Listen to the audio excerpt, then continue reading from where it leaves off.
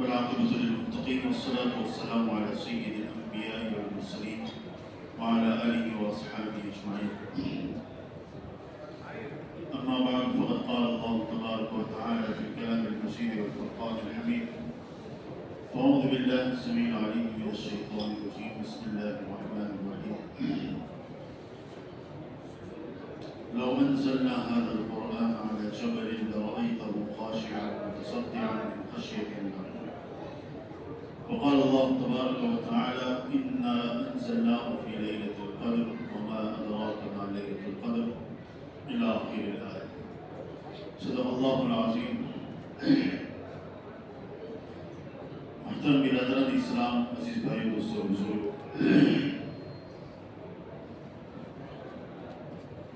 27 رمضان المبارک، 27ویں تراویح، اور اس تراویح پر الحمدللہ ختم قرآن، یہ بڑی ہی بابرکت مجلس ہے. عجیب جو حضرات پانی پی چکے ہیں وہ تھوڑی دیر اندر آ جائے، زیادہ شور نہ کرے بھائی، جلدی سے آ جائے.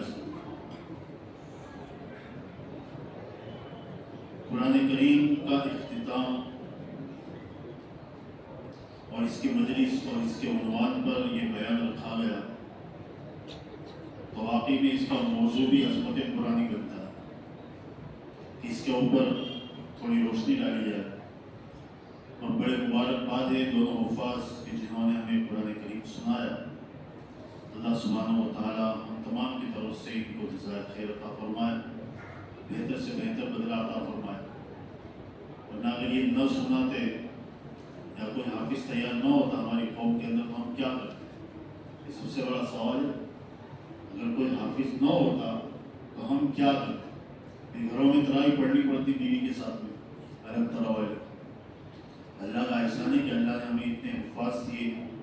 اللہ ہمیں ان کی قدردانی کرنے کی توفیق عطا فرمائے.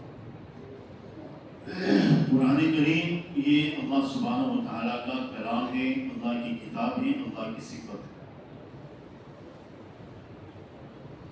جو ہم نے سنا جو تراویح کے اندر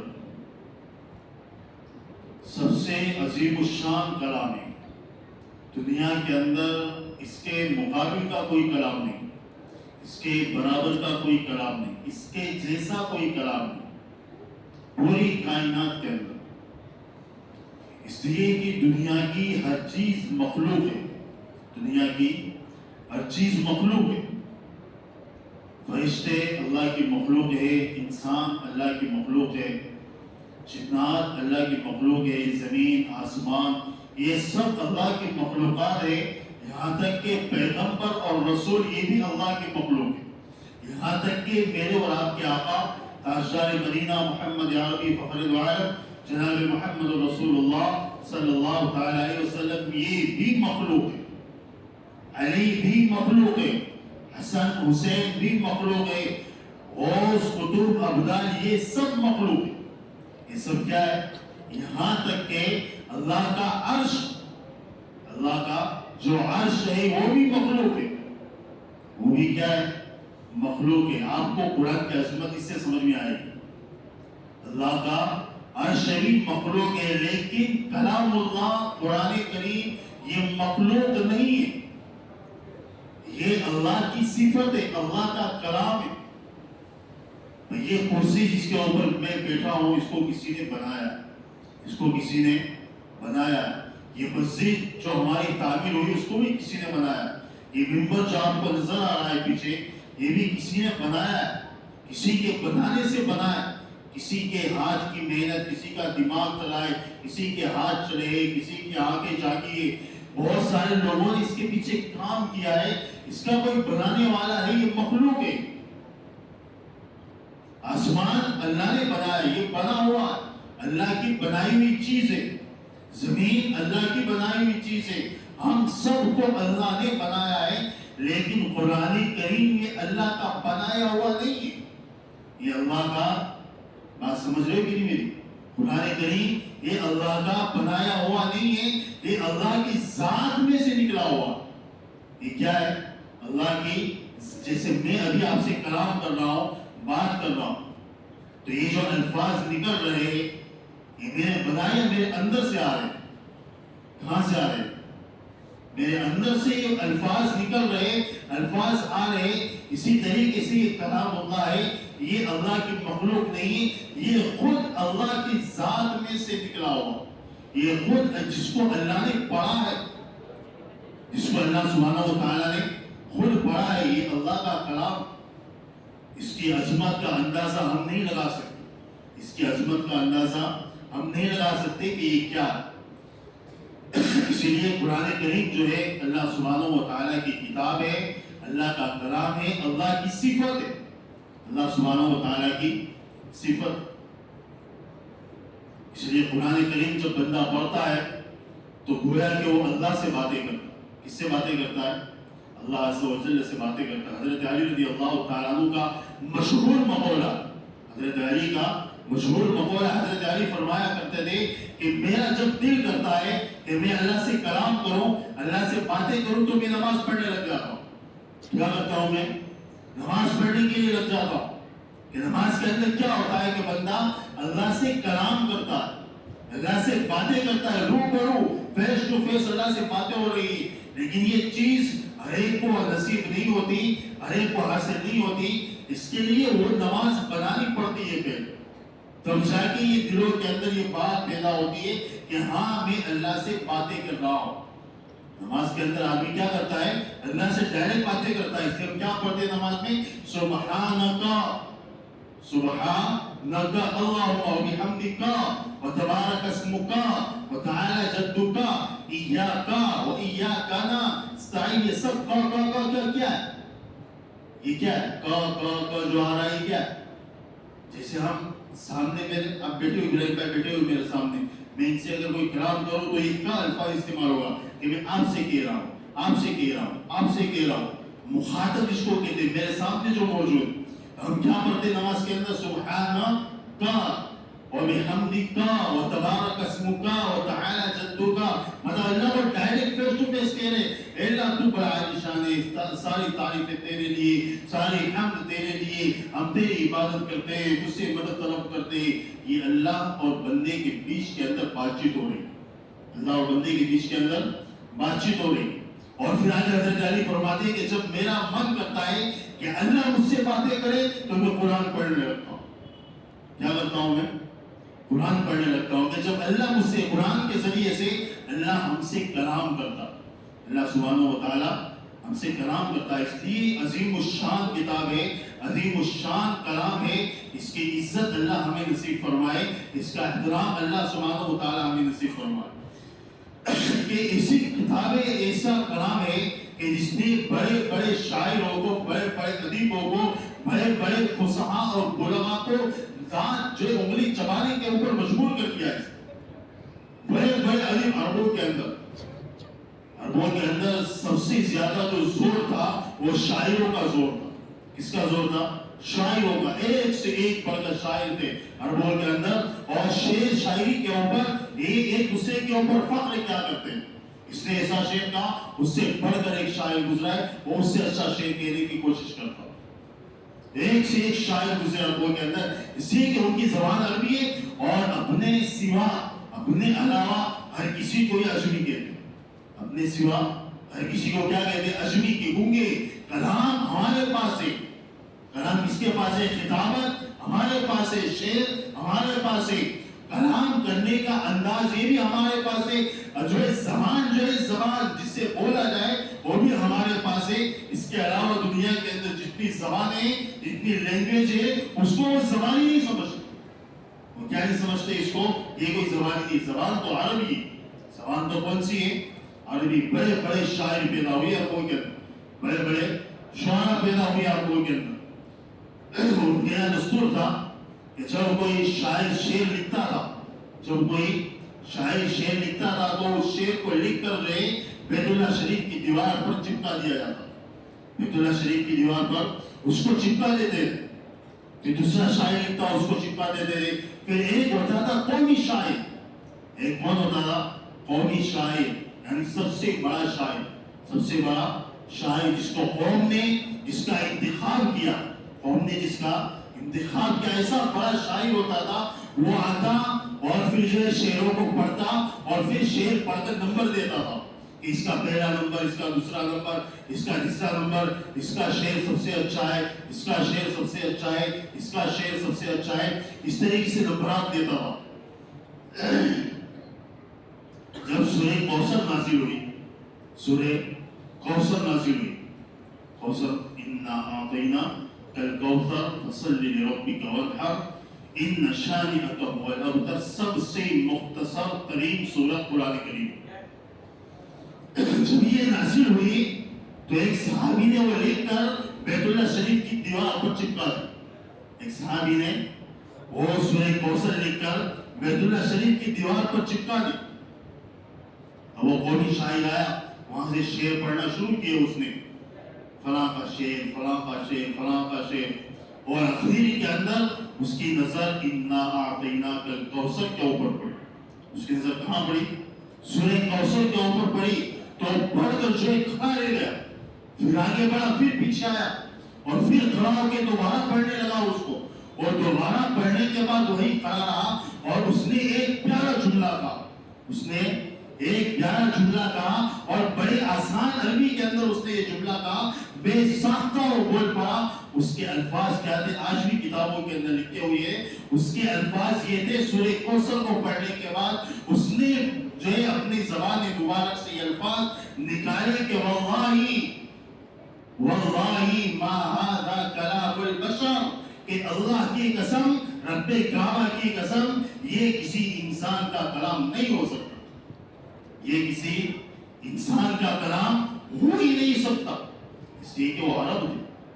وہ کیا تھے؟ وہ فصاحت اور بلاغت کے ماہر تھے۔ ہم پڑھ لیتے ہیں انا اعطیناک الکوثر فصل لربک وانحر ان شانئک هو الابتر۔ ہمیں جو ہے اس کا الف بھی سمجھ میں نہیں آتا، ہمیں اس کا الف بھی سمجھ میں نہیں آتا۔ ان کی جو مادری زبان تھی وہ سمجھتے تھے ہر چیز کو، وہ کیا کرتے تھے؟ ہر چیز کو سمجھتے تھے، اتار چڑھاؤ، الفاظوں کا چناؤ، انتخاب، یہ ساری چیزیں اس کے ماہر تھے لوگ، اس کے کیا تھے؟ یہ ماہر تھے۔ اس نے فوراً ایک جو ہے پرچی منگائی اور جو ہے انا اعطینا جہاں لکھی ہوئی تھی اس کے نیچے اس نے یہ کلام لکھا کہ واللہ ما ھذا کلام البشر، کہ اللہ کی قسم یہ کسی انسان کا کلام نہیں۔ اسی لیے مفسرین کرام فرماتے ہیں کہ انا اعطیناک الکوثر قرآن کریم کی سب سے مختصر اور چھوٹی صورت ہے، لیکن پورے قرآن کی وضاحت اور پورے قرآن کا خلاصہ اللہ نے سورہ کوثر کے کوزے میں جمع کر دیا۔ سورہ کوثر کے اگر آپ سمجھو تو، اگر ہم سمجھے اور آپ سمجھے تو، اور نہ سمجھے تو پھر یہ جلدی جلدی نماز پڑھنے والوں کے لیے کافی نکل گئے ہوتا ہے نا، جلدی جلدی نماز پڑھنے والے ان کو صرف دو صورتیں یاد ہوتی ہیں، انا اعطینا اور قل هو اللہ، انا اعطینا اور قل هو اللہ۔ لیکن کاش کی انا اعطینا کو بھی سمجھ لے تو قرآن سمجھ لے، اگر یہ انا اعطینا کو سمجھ لے تو قرآن کو سمجھ لے۔ اتنا عظیم الشان کلام، شاعر گزرا ہے لبید، عربوں کا بڑا شاعر تھا لبید، بڑے بڑے شاگرد پیدا کیے اس نے عربوں کے اندر، بڑے بڑے جو اس کے شاگرد تھے وہ بھی شاعر تھے۔ لبید جب مسلمان ہوئے، لبید جب مسلمان ہوئے تو انہوں نے شعر کہنا ہی چھوڑ دیا، شعر و شاعری کرنا ہی چھوڑ دیا۔ لوگوں نے کہا کہ لبید شعر نہیں کہتے ہو، کوئی شاعری نہیں پڑھتے ہو۔ لبید نے کیا کہا؟ ابعد ھذا القرآن، لبید نے کیا جملہ کہا؟ ابعد ھذا القرآن، کہ کیا اس قرآن کے بعد بھی کوئی شعر کہنے کی گنجائش ہے میرے لیے؟ اس قرآن کے بعد بھی کوئی شعر کہنے کی گنجائش ہے کہ نہیں کہہ سکتا میں؟ یہ ایسا کلام ہے اللہ سبحانہ و تعالیٰ کا، اللہ سبحانہ و تعالیٰ نے یہ کلام جو ہے ہمیں عطا کیا، اتنا عظیم کلام۔ دنیا کی ساری کتابیں جو ہے یہ جو ہے ورقوں کے اوپر، پنوں کے اوپر لکھی ہوئی ہے، لیکن قرآن کریم ایک ایسی واحد کتاب ہے جو مسلمان بچوں کے دلوں کے اوپر لکھی ہوئی ہے۔ کہاں لکھی ہوئی ہے کتاب؟ اس کو کیسے کوئی مٹا سکے گا؟ پتوں کو، پنوں کو، ورقوں کو تم پھاڑ دو، کمپیوٹر کے اندر رکھی ہوئی اس کو چلاؤ، لیپ ٹاپ کے اندر، موبائلوں کے اندر ہے، تمہارے گھروں کے اندر پلاسٹک کے اوپر لکھی ہوئی ہے، پیپروں کے اوپر لکھی ہوئی ہے، اس کو تم آگ کے حوالے کر سکتے ہو. یہ لاکھوں کروڑوں اربوں خربوں جو مسلمانوں کے بچے ہیں جن کے سینوں کے اندر اللہ کا کلام محفوظ ہے، ان کی دھڑکنوں کے ساتھ ایک ایک آیت گونج رہی ہے، اس دھڑکنوں کو کیسے بند کرو گے؟ اس کلام کو کیسے مٹا سکتے ہو؟ تو اس لیے اللہ نے عربوں کو چیلنج کیا تھا، وَإِن كُنتُمْ فِي رَيْبٍ مِّمَّا نَزَّلْنَا عَلَىٰ عَبْدِنَا فَأْتُوا بِسُورَةٍ مِّن مِّثْلِهِ. اللہ نے کلام جو مبارک اپنا مبارک کلام کس نبی کے اوپر نازل کیا؟ جو نبی امی، جو نبی امی، جو کسی اسکول کے اندر نہیں گئے، جو کسی مدرسے کے اندر نہیں گئے، جس کا کوئی استاذ نہیں، جس کا کوئی استاذ نہیں، ایسی شخصیت کے اوپر اور ایسی شخصیت کی زبان کے ذریعے سے اللہ نے اس کلام کو جاری کروایا. یہ اللہ کی سب سے بڑی قدرت ہے، یہ اللہ کی سب سے بڑی قدرت ہے. ایک آدمی حافظ نہیں ہے اور آپ اس کو کہے، ایک آدمی قرآن شریف پڑھا ہوا ہی نہیں ہے اور آپ اس سے کہے کہ بھائی سورہ بقرہ پڑھو، کیا کرو؟ آپ سورہ بقرہ پڑھو. حافظ نہیں پڑھ سکے گا؟ لاکھ کوشش کر لو، اس کو لاکھ انعام دے دو، تحفے دے دو، تحائف دے دو، کروڑ کروڑ روپے دے دو، وہ کہے گا کہ بھائی آتی نہیں ہے تو کہاں سے پڑھو؟ تو چاہے کچھ بھی دے دے مجھے، لیکن میں نے کبھی سیکھا ہی نہیں ہے، سورہ بقرہ کبھی پڑھی ہی نہیں ہے. ہاں 10 سورتیں کہے تو پڑھ دو، لیکن سورہ بقرہ کیسے پڑھ سکتا ہوں؟ میں تو حافظ نہیں. اور ایسے آدمی کی زبان پر سورہ بقرہ کا جاری ہو جانا اچانک، اس کو آپ کیا کہیں گے؟ اس کو آپ کیا کہیں گے؟ یہ اللہ کی قدرت ہے. اس کو کیا کہیں گے آپ؟ اللہ کی. ایک آدمی کو جانتا ہی نہیں ہے، نہ پڑھنا جانتا ہے، نہ لکھنا جانتا ہے، ایسی شخصیت کی زبان مبارک پر اللہ نے جبرائیل کے ذریعے سے اپنے کلام کو جاری کر دیا. یہ اللہ کی سب سے بڑی قدرت ہے. اللہ کے فرشتے حضرت جبرائیل علیہ السلام تشریف لائے اور آپ سے کہا کہ اقرا. آپ نے مجھے کہا کہ ما انا بقاری، کہ میں تو پڑھا ہوا نہیں، میں تو پڑھا ہوا نہیں، کہاں سے پڑھ سکتا؟ آپ نے کہا کہ اقرا ما انا بقاری، اقرا ما انا بقاری. جبرائیل نے سینے سے لگایا، دبایا اور پھر چھوڑا، پھر کہا کہ اقرا. میرے نبی نے کہا اقرا بسم ربک الذی خلق، خلق الانسان من علق، اقرا وربک الاکرم الذی علم بالقلم. یہ سب سے پہلی 5 آیتیں جو میرے نبی کی زبان مبارک سے جاری ہوئی، اور ایسے نبی کی زبان سے جس نے کبھی پڑھا نہیں تھا زندگی کے، اس نے کبھی زندگی کے اندر نہیں پڑھا تھا، اس نبی کی زبان مبارک سے قرآن کی آیتیں نکل رہی. جب عربوں کو پتا چلا، کفاروں کو پتا چلا کہ محمد صلی اللہ تعالی علیہ وسلم لوگوں کے سامنے ایسا کلام پیش کر رہے، تو انہوں نے اس کا تقابل کیا شعر و شاعری کے ذریعے. اس سے تقابل کیا شعر و شاعری کے ذریعے سے، لیکن انہوں نے پھر ہتھیار ڈال دیے. انہوں نے پھر ہتھیار ڈالے، صورت بنا کر لائے. الم تر کیف فعل ربک باصحاب الفیل کے اوپر جو صورت بنا کر آئے، اصحاب الفیل وما ادراک ما اصحاب الفیل، الفیل ما الفیل وما ادراک ما الفیل. ایسی گڑبڑ گھوٹالے والی صورت بنا کر لائے کفار، لیکن یہ بھی چلی نہیں اور کوئی اپڈیٹ نہیں ملا اس کو، وہاں بھی ہتھیار ڈال دیے. تو پھر اللہ نے چیلنج کیا ان کو، اور یہ قیامت تک کے لیے کفار کے سروں کے اوپر یہ لٹکتی ہوئی تلوار ہے. یہ قرآن کریم کی آیت وَإِن كُنتُمْ فِي رَيْبٍ مِّمَّا نَزَّلْنَا عَلَىٰ عَبْدِنَا فَأْتُوا بِسُورَةٍ مِّن مِّثْلِهِ وَادْعُوا شُهَدَاءَكُم مِّن دُونِ اللَّهِ إِن كُنتُمْ صَادِقِينَ. اللہ نے قیامت تک کے لیے کفاروں کے سروں کے اوپر یہ لٹکتی ہوئی تلوار رکھی ہے کہ اگر تمہارے میں ہمت ہے، جھوڑا دے. یہ ہماری طرف سے کھلا چیلنج ہے، اور یہ آج نہیں قیامت تک کے لیے چیلنج ہے. تمہارے باپوں سے بھی چیلنج ہے، تمہارے داداؤں سے بھی چیلنج ہے. اور شہداءکم، اور جو تمہارے معبود ہے جس کی تم پرستش کرتے ہو، جن کو تم نے گھروں کے اندر بٹھا کر رکھا ہے، جن کے سامنے تم چڑھائے چڑھاتے ہو، یہ ساری معبودوں کو جمع کر لو. اللہ کہتے ہیں کہ فَأْتُوا بِسُورَةٍ مِّن مِّثْلِهِ. اس کتاب کے معنی ایک چھوٹی سی سورت بھی پیش کر کے بتاؤ، ایک چھوٹی سی سورت پیش کرو. اِنَّا أَعْطَيْنَاكَ الْكَوْثَرَ فَصَلِّ لِرَبِّكَ وَانْحَرْ إِنَّ شَانِئَكَ هُوَ الْأَبْتَرُ. اس کے معنی کوئی چھوٹی سورت لے آؤ. اللہ فرماتے ہیں فَإِن لَّمْ تَفْعَلُوا، ہرگز تم ایسا نہیں کرو گے، تم ایسا نہیں کرو گے. آگے اللہ نے حد کر دی، اللہ نے کہا وَلَن تَفْعَلُوا. اللہ کیا کہتا ہے؟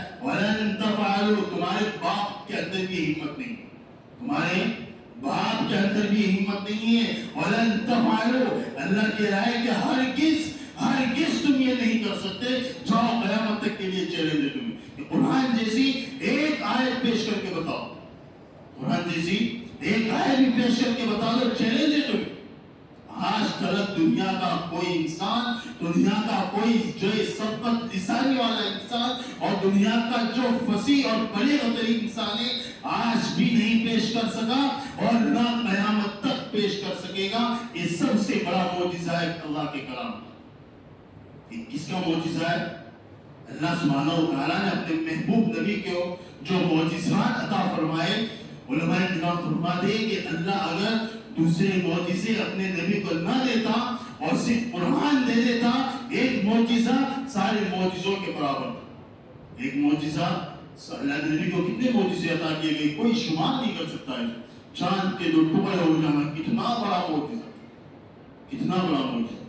آپ کی انگلیوں سے جو چشموں کا جاری ہو جانا، آپ کے ہتھیلیوں کے اوپر کنکریوں کا کلمہ پڑھنا، آپ کے اشاروں کے اوپر درختوں کا قریب میں آ جانا، آپ کے اشاروں سے درختوں کا دودھ چلا جانا، آپ کے جو لعاب مبارک سے لوگوں کو شفا کا مل جانا، آپ کے پسینے کے اندر مشک و عنبر کی خوشبو کا آنا. یہ اتنے سارے معجزے کتنے گنوائے جائے، لیکن سب سے بڑا معجزہ اللہ کے نبی کا یہ کلام اللہ کا کلام جو اللہ سبحانہ و تعالیٰ نے پیارے آقا جناب محمد رسول اللہ صلی اللہ تعالیٰ علیہ وسلم پر نازل فرمایا اور جو قیامت تک کے لیے یہ کبھی ختم نہیں ہوگا.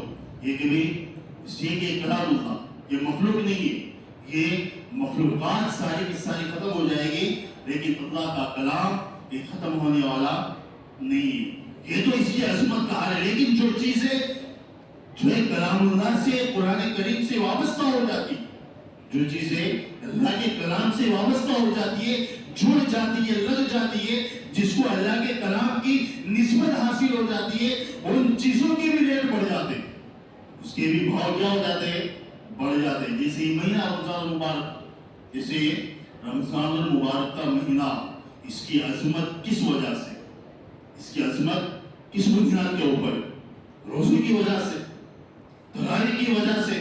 رمضان کی جو عظمت ہے یہ تراویح کی وجہ سے، روزے کی وجہ سے نہیں. اللہ فرماتے شہر رمضان الذی انزل فیہ القرآن، یہ رمضان کا مہینہ اس لیے مقدس ہے کہ ہم نے اس کے اندر قرآن کو نازل کیا. کس کو نازل کیا؟ ہم نے کس کو نازل کیا ہے؟ قرآن کو نازل کیا ہے. رمضان کا مہینہ اس کی مثال جو ہے دل کے مانند، کس کے مانند ہے؟ دل جو ہے سینوں کے اندر 11 جو پورے سال کا جو دل ہے وہ رمضان کا مہینہ. ٹوٹل مہینے کتنے؟ 14 12 کتنے؟ 12 مہینے. 12 مہینوں کا دل یہ رمضان المبارک ہے. اب دل کی عظمت اور دل کی کیفیت اور دل کا مقام مرتبہ کیا ہوتا ہے آپ کو پتا ہے؟ آپ کو بتائیں گے ہمارا جسم ہے، ہمارے جسم کے اندر دل ہے، ہارٹ ہے، اس کی ویلیوشن کیا ہوگی؟ اگر یہ دھک دھک کرنا چھوڑ دے تو کیا ہو جائے گیا؟ ختم ہو گیا. اگر اس کے دھکائے تھوڑے ڈھیلے پڑ جائے تو بھی ٹینشن، فاسٹ ہو جائے تو بھی ٹینشن، بالکل ختم ہو جائے تو گیا آدمی، بالکل ختم ہو جائے تو آدمی جائے، لیکن تھوڑے کم ہو جائے تو بھی ٹینشن، بڑھ جائے تو بھی ٹینشن. یہ دل جو ہے سردار ہوتا ہے. دل کیا ہوتا ہے؟ سردار ہے، پوری باڈی کا، پورے جسم کا سردار ہے. اور دوسری بات میں آپ کو دل کے مطابق کہوں کہ آپ کوئی بھی عمل کریں دنیا کے اندر، آپ نماز پڑھے، روزہ رکھے، حج کرے، زکات کرے، آپ وضو کرے، آپ صدقہ دے، خیرات دے، آپ زکات دے، آپ قرآن کی تلاوت کرے، اللہ کی عبادت کرے، ذکر و اذکار کرے، سب کچھ کرے، لیکن یہ سب کچھ دل کی نیت کے بغیر کرے تو یہ سب چیزیں بیکار. سمجھ میں آ رہی ہے آپ کو میری بات؟ آپ جو نماز کے لیے کھڑے ہوئے، آپ جو ہے ظہر کی نماز کے لیے کھڑے ہوئے، لیکن آپ کی نیت ہی نہیں ہے دل کے اندر. نیت یہ دل کا فعل ہوتا ہے. نیت کس کا فعل ہوتا ہے؟ دل کا فعل ہوتا ہے. آپ نماز کے لیے کھڑے ہوئے، آپ کی نیت نہیں ہے کوئی بھی، آپ نے ایسے آپ کرے اللہ اکبر کہہ کے رکعت مانگی، اللہ اکبر کہہ کے آپ نے رکعت مانگی، کوئی نیت نہیں کہ بولا آپ کو ثواب ملے گا. ثواب ملے گا کیوں نہیں ملے گا؟ پرمیشن نہیں ہے یہاں سے پرمیشن آپ نے نہیں، آپ کو ثواب نہیں ملے گا. آپ نے روزہ رکھا لیکن روزے میں کوئی نیت نہیں کیا آپ نے، دل کو اٹھایا نہیں کہ بھائی اٹھ کچھ بول کچھ کہ کیا کر رہا ہے تو کس کا روزہ رکھ رہا ہے، کس لیے رکھ رہا ہے، کچھ پتہ نہیں، روزہ رکھ لیا، ثواب ملے گا، ثواب ملے گا. آپ نے زکات دی لیکن کوئی نیت نہیں کیا آپ نے، ثواب ملے گا آپ کو؟ نہیں ملے گا. ثواب ملے گا آپ کو؟ تو یہ کیا ہوا؟ دل سارے اعمال کا کیا ہوا؟ سردار. اس کی نیت کے بغیر، اس کے پرمیشن کے بغیر، اس کے آرڈر کے بغیر آپ کوئی بھی عمل کرے، سارے عمل جو ہے بیکار ہو جائیں گے. لیکن دوسری مزے کی بات یہ ہے کہ آپ کچھ بھی عمل نہ کریں، آپ کچھ بھی عمل نہ کریں لیکن صرف نیت کریں. کیا کریں؟ صرف نیت کریں. جیسے کہ حدیث پاک کے اندر آتا ہے، اللہ کے نبی صلی اللہ تعالیٰ علیہ وسلم نے فرمایا کل قیامت کے دن ایک بندے کو بلایا جائے گا. ایک آدمی آئے گا اللہ کے دربار کے اندر اور اس کے نامہ اعمال کو کھولا جائے گا. اس کے نامہ اعمال کو کھولا جائے گا. جب کھولا جائے گا تو دیکھے گا کہ او 10 حج میرے نامہ اعمال، 10 حج میرے نامہ اعمال. میں نے تو بیت اللہ شریف نہیں دیکھا، میں تو کبھی مدینہ المنورہ نہیں گیا. پھر کھولے جائیں گے اس کے اعمال، او اتنے عمرے میرے نامہ اعمال. پھر اس کے اعمال نامے کھولے جائیں گے، اور اتنے صدقے، اتنی زکاتیں، اتنے خیر کے کام، اتنی مسجدیں میرے نامہ اعمال میں. میں تو 5 روپے نہیں دیے مسجد کے اندر، میں نے تو 5 روپے کبھی مسجد میں نہیں دیے، اور اتنی ساری مسجدوں کی تعمیر کا ثواب میرے نامہ اعمال میں کہاں سے؟ اللہ سے کہے گا کہ اللہ بھی آئی نا، یہ سب کہاں سے کیسے ہوا؟ اللہ سبحانہ و تعالیٰ کہیں گے کہ جب میرا بندہ جو ہے دنیا کے اندر مسجد تعمیر کروا رہا تھا تو وہاں سے گزرا تھا، تو نے دیکھا تھا اور تو نے نیت کی تھی کہ اللہ جب مجھے مال دے گا تو میں بھی اسی طرح مسجد بناؤں گا. تیری اس نیت کا اجر ہم نے تیرے نامہ اعمال پہ لکھ دیا. سمجھ میں آ رہی ہے بات؟ دل کچھ کرے کہ نہ کرے لیکن ثواب ملے گا. اور اگر دل کے بغیر اگر آپ کچھ کریں تو ثواب، سمجھ میں آ رہی ہے کہ بات کہ اوپر سے جا رہی. اللہ کہے گا کہ یہ کیا تھا، یہ کیا تھا، کہا کچھ نہیں کیا، تو نے صرف نیت کی تھی. فلاں آدمی حج کے لیے جا رہا تھا، تیرے دل کے اندر یہ آرزو پیدا ہوئی تھی کہ باری تعالیٰ میرے پاس بھی مال ہوتا، پیسہ ہوتا تو میں بھی حج کرتا، میں بھی عمرے کے لیے جاتا.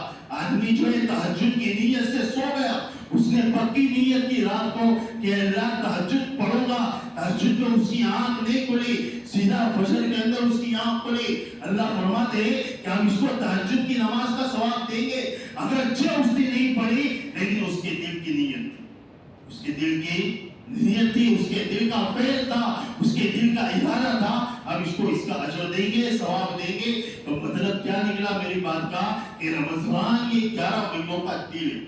رمضان کیا ہے؟ 11 مہینوں کا دل ہے. رمضان کو جو فضیلت ملی ہے یہ بھی انزل فیہ قرآن کے اس میں نازل ہونے کی وجہ سے. اللہ بذات خود رمضان کی کوئی فضیلت نہیں، رمضان کی اس کی نسبت اللہ کے کلام کے ساتھ جوڑی، اللہ نے اس کی قدر و منزلت کو بڑھا دیا. اسی طریقے سے شب قدر کو جو فضیلت ملی وہ بھی انا انزلنا، اس لیے کہ ہم نے قرآن کو اس میں نازل کیا، اس لیے یہ لیلۃ القدر بنی ہے. ورنہ یہ بھی عام لیلہ کی طرح ہو. یہ بھی کیا ہوگی؟ لیلہ مطلب وہ عربی کے اندر رات کو کہتے، وہ تمہاری لیلہ والی لیلہ نہیں. جیسے قرآن کریم کے اندر اللہ فرماتے ہیں کہ انا انزلناہ فی لیلۃ القدر، کہ بے شک ہم نے قرآن کو لیلۃ القدر میں نازل کیا. اب لیلۃ القدر کی جو فضیلت ہے ہمارے سامنے، لیلۃ القدر، قدر کہتے ہیں عربی زبان کے اندر تنگی کو. اس کو کہتے ہیں، سمجھ میں کوئی کچھ نیا لگ رہا ہے؟ تنگی، تنگستی. جسے قرآن کریم کے اندر اللہ فرماتے ہیں کہ اللہ یبسط الرزق لمن یشاء ویقدر.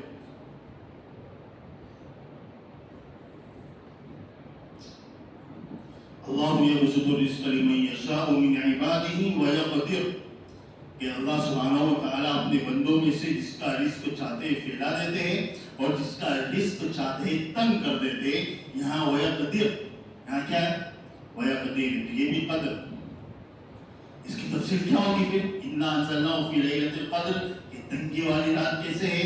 علماء کرام فرماتے ہیں کہ اس رات کے اندر آسمان دنیا سے جو ہے زمین کے اوپر فرشتوں کا جو نزول ہوتا ہے، فرشتوں کا جو نزول ہوتا ہے اتنی کثرت کے ساتھ ہوتا ہے، اتنی کثرت سے ہوتا ہے کہ زمین باوجود اپنی وسعت کے، اپنی کشادگی کے جو تنگ ہو جاتی ہے، اس لیے اس کو لیلۃ القدر کہا، اس لیے اس کو کیا کہا گیا کہ زمین تنگ ہو جاتی ہے فرشتوں کے آنے کے، اتنے لاتعداد فرشتے لیلۃ القدر میں زمین کے اوپر اترتے ہیں۔ ہم نے سنا بار بار حدیثوں کے اندر پڑھا کہ گشت کرتے ہیں، کیا کرتے ہیں؟ گشت کرتے، جہاں ان کو ان کا خوراک ملتا ہے، اللہ کی ذکر کی مجلسیں ملتی ہے، عبادت کے اندر لوگ ان کو نظر آتے ہیں، کوئی دعا کے اندر بیٹھا ہے، کوئی ذکر کے اندر ہے، کوئی نماز کے اندر ہے، تو فرشتے جا کر ان سے مصافحہ کرتے ہیں۔ کیا کرتے ہیں ان سے؟ مسافر کی علامت کیا بتائی؟ علماء نے مسافر کی علامت یہ بتائی کہ جب لیلۃ القدر تمہیں نصیب ہو اور تم عبادت کے اندر مشغول ہو، تمہارے دل کے اوپر رقت طاری ہو جائے، تمہارے رونگٹے کھڑے ہو جائے، تمہاری آنکھوں سے آنسو جاری ہو جائے، تو سمجھ لو کہ تمہیں کسی فرشتے نے ٹچ کیا ہے۔ تو کیا سمجھو؟ تمہیں کسی فرشتے نے ٹچ کیا ہے، مطلب کسی فرشتے نے تم سے مصافحہ کیا ہے۔ یہ اس کی علامت ہے کہ تمہارے دل کے اوپر رقت طاری ہو گئی، تمہارے آنکھوں سے آنسو جاری ہو گئے، تمہارے رونگٹے کھڑے ہو گئے، اس بات کی علامت ہے۔ تو فرشتے لیلۃ القدر میں گشت کرتے پھرتے، مومنوں کی دعاؤں کو آمین کہتے، اتنی لاتعداد فرشتے اللہ سبحانہ و تعالیٰ جو اس رات کے اندر نازل فرماتے، اس لیے اس کو لیلۃ القدر کہا گیا۔ اور دوسری تفسیر کے مطابق علماء فرماتے ہیں کہ قدر جو ہے وہ قدر منزلت کے معنی، جو عام طور کے اوپر اردو زبان کے اندر بولا جاتا ہے قدر و منزلت، جیسے کہ دوسری جگہ پر اللہ نے فرمایا قرآن کریم کے اندر کہ وما قدر اللہ حق قدری، وما قدر اللہ حق قدری، انہوں نے اللہ سبحانہ و تعالیٰ کی قدر نہیں کی، مطلب اللہ کو نہیں پہچانا، اللہ کے حکموں پر عمل نہیں کیا، اللہ کے ساتھ جیسا معاملہ کرنا چاہیے تھا ایسا نہیں کیا، کہ یہ قدر کے معنی میں۔ اور اس کی فضیلت کے بارے میں اللہ خود آگے فرماتے ہیں کہ خیر من الف شہر، 1000 مہینوں سے بہتر، 1000 مہینوں سے بہتر۔ کیوں بہتر ہے؟ اس لیے اس کے اندر کیا نازل ہوا ہے، میں اپنی بات کے اوپر ہی گھوم رہا ہوں، کیا نازل ہوا ہے اس کے اندر، اور کتنی بہتر ہے، کتنی بہتر ہے، اس کو اللہ نے مبہم رکھا، اس کو اللہ نے کیا رکھا؟ مبہم، خیر من الف شہر، یہ کہا کہ 1000 مہینوں سے بھی بہتر، لیکن کتنی بہتر اس کا علم اللہ کے پاس۔ ہمیں تو صرف سمجھا جائے کہ بہت بہتر ہے 1000 مہینوں سے، لیکن کتنی خیر کو مبہم رکھا، چھپایا، پوشیدہ رکھا کہ کتنی بہتر ہے، اس کا علم اللہ کے پاس۔ اس کا علم کس کے پاس ہے؟ اللہ سبحانہ و تعالیٰ کے پاس ہے، کہ جب اس رات کے اندر اللہ نے قرآن کو نازل کیا تو اس کی قدر و قیمت کو اللہ نے پڑھا دیا، اور پھر اس مہینے کے اندر اللہ نے روزے رکھے، اس مہینے کے اندر اللہ سبحانہ و تعالیٰ نے کیا رکھے کہ روزے رکھے، ایک روزہ جو فرض ہے، ہاں اگر کوئی بیمار ہے تو بات الگ ہے، کوئی مریض ہے، کوئی سفر کے اندر ہے، اور سفر بھی شرعی ہونا چاہیے، سفر بھی کیسا ہونا چاہیے؟ شرعی سفر، یہاں سے روانش کرانے وراول جانا ہے، اس کو سفر نہیں کہتے، مولانا سفر میں تھا تو روزہ نہیں رکھا، یہ کوئی سفر نہیں ہے، یہ کوئی سفر نہیں ہوتا، سفر بھی شرعی ہونا چاہیے۔ یہاں ایسا آدمی ہے جو شہر فانی، مطلب بالکل بوڑھا آدمی، بالکل بوڑھا آدمی جو روزہ رکھنے کی طاقت نہیں رکھتا، تو اس کے لیے شریعت میں فدیہ، کہا کہ اس کا فدیہ نکالو، اس کا کیا کرو؟ فدیہ نکالو۔ یہ روزے مطلب ایسا آدمی کہ جس کے اچھا ہونے کی امید ہی نہیں، جو بالکل بوڑھا ہو چکا ہے، اور اس کے واپس جوان ہونے کی امید ہے کسی کو کہ واپس جوان ہوگا پھر یہ روزے رکھے گا، ایسا ہوگا؟ بوڑھا ہوا تو ہوا، اب سیدھا اس کی انٹری قبر میں ہوگی، ابھی واپس جو نہیں آئے گا کہ اب جوان ہوگا پھر روزے رکھے گا، اس کو کہتے ہیں شیخ فانی۔ ایسا بوڑھا جب فنائیت کی طرف جا رہا، کہاں جا رہا ہے؟ فنائیت کی طرف جا رہا ہے، اور وہ روزے نہیں رکھ سکتا، تو اس کا فدیہ نکالو، اس کا کیا کرو؟ فدیہ نکالو۔ تو یہ روزے 30 روزے رکھے اللہ نے اس مہینے کے، کتنے روزے رکھے؟ 30 روزے۔ اور اللہ سبحانہ و تعالیٰ قرآن کریم کے اندر کیا فرماتے ہیں؟ من جاء بالحسنہ فلہ عشر امثالها، من جاء بالحسنہ فلہ عشر امثالها، ایک نیکی لاؤ تو کتنے دیں گے؟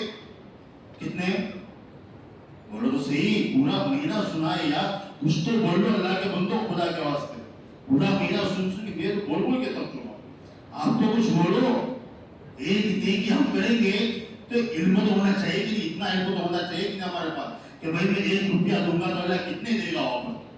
اب دکان کے اوپر خریدی کرنے کے لیے جاتے اندازہ ہوتا ہے کہ نہیں تو بھائی 5 روپے کی چیز دی ہے 10 کی نوٹ دی ابھی واپس مجھے کتنے دے گا, ابھی واپس مجھے کتنے دے گا, اتنا نالج ہوتا ہے کہ نہیں. تو اتنا کم سے کم دین کے بارے میں بھی رکھو, کم سے کم دین کے بارے میں بھی رکھو, تمہیں پتا چلے کہ تمہاری نمازوں کے اوپر کیا مل رہا ہے. آج تمہیں پتا ہی نہیں ہے کہ تمہاری نماز پر اللہ کیا دے رہا ہے, تمہارے سبحان اللہ پڑھنے کے اوپر اللہ کیا دے رہا ہے تمہیں پتا نہیں. اگر پتا ہو جائے نا تو تم مسجد سے باہر ہی نہ نکلو. اگر تمہیں اس کا علم ہو جائے اللہ کیا دے رہا ہے تو مسجد سے باہر ہی نہیں نکلو گے. تو اللہ فرماتے ہیں من جاء بالحسنہ فلہ عشر امثالها, ایک نکلاؤ گے 10 دیں گے. کتنی دیں گے؟ 10. ایک کے بدلے کتنی؟ 10 دیں گے. ایک روزہ رکھا کتنے روزوں کا ثواب؟ 10 روزے کا. 30 روزے رکھیں گے کتنے ہو جائیں گے؟ نکالو کیلکولیٹر, بولو یار کتنے ہوں گے؟ 300. کتنے ہوں گے؟ 300. 300 کے کتنے ہو جائیں گے؟ 300 روزوں کا ثواب. اس کے بعد جو ہے شوال کے 6 روزے پکڑ لو. اس کے بعد کتنے روزے؟ شوال کے 6 روزے ہوتے ہیں. شوال کے 6 روزے ہوتے ہیں. وہ عید کے بعد شوال کے مہینے کے اندر کبھی بھی آپ رکھ سکتے ہو. ایسا نہیں کہ پہلے رکھنے بیچ میں رکھنا ہے, کبھی بھی آپ شوال کے 6 روزے رکھ سکتے ہو. یہ 6 مہینوں کو گن لو, 6 روزوں کو آپ اس کے اندر گن لو. کتنے ہو گئے؟ 6 روزے کے بدلے کتنا ثواب ملے گا؟ 60. ٹوٹل کتنا ہوا؟ 300. 300 ایک سال کے روزوں کا ثواب. کتنے روزوں کا ثواب دے گا اللہ؟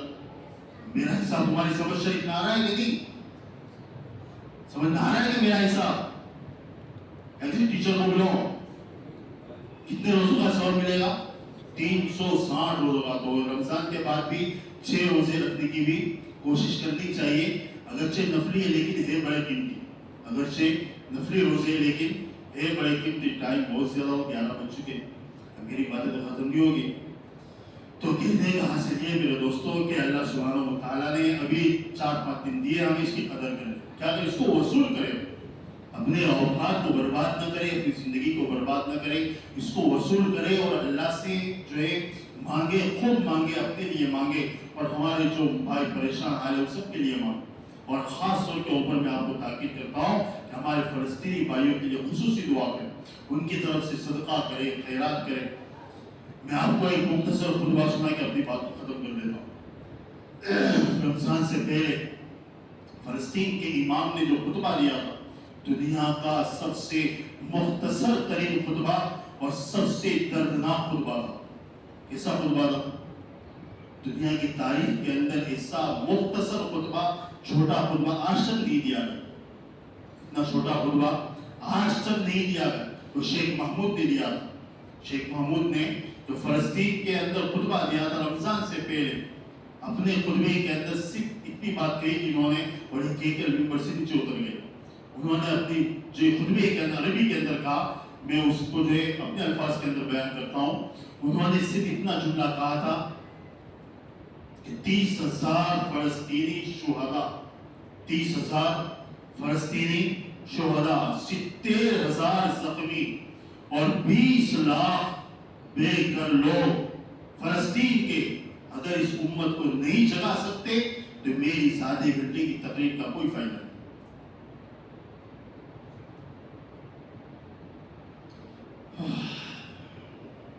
سمجھ رہے ہو کچھ آپ؟ دنیا کی تاریخ کا سب سے مختصر خطبہ, دنیا کی تاریخ کا سب سے چھوٹا خطبہ کہ 30,000 فلسطینیوں کے لاشیں اور 70,000 زخمی اور 20 لاکھ مہاجر جو بے گھر ہو چکے. کیسے ہو چکے؟ بے گھر, جن کے پاس کوئی آسرا نہیں, کوئی رہائش نہیں اور ہجرت کرنے کے اوپر مجبور ہو چکے. یہ حالت اگر اس امت کو نہیں جگا سکتی تو میں جو ہے آدھے گھنٹے کی تقریر سے کیسے جگاؤں گا؟ یہ کہہ کر جو ہے ممبر سے نیچے اتر گئے. جاگنے کی ضرورت ہے میرے دوست, بیدار ہونے کی ضرورت ہے, کچھ کرنے کی ضرورت ہے. اب سونے سے کوئی فائدہ نہیں ہے اور غفلت والی زندگی سے کوئی فائدہ نہیں. ابھی بھی غفلت میں رہے تو سوائے موت کے کوئی چیز تمہارے پاس نہیں آئے گی, سوائے موت کے کوئی چیز تمہارے پاس نہیں آئے گی. اللہ سبحانہ و تعالیٰ کی اس باتوں پر ہم تمام کو عمل کی توفیق عطا فرمائے. آخر دعوانا الحمدللہ رب العالمین. سبحان اللہ وبحمدہ سبحانک اللہم وبحمدک ونشہد ان لا الہ الا انت